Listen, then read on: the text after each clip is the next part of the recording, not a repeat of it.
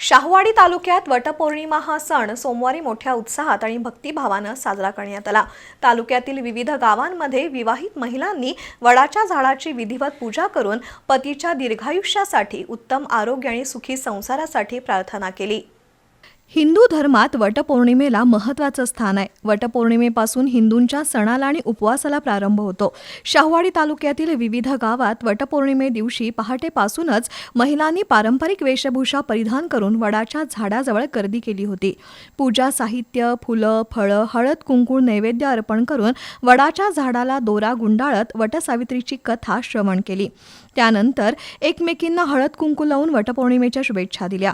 तालुक्यातील अनेक मंदिर परिसर आणि सार्वजनिक ठिकाणी महिलांची मोठी उपस्थिती होती।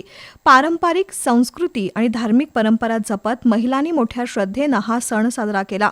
काही ठिकाणी महिलांसाठी सांस्कृतिक कार्यक्रम, सामूहिक पूजा तसंच अल्पोपहाराचं आयोजन केलं होतं। एकूणच शाहूवाडी तालुक्यात महिलांनी मोठ्या उत्साहात सहभाग घेत वटपौर्णिमेचा सण आनंदात साजरा केला।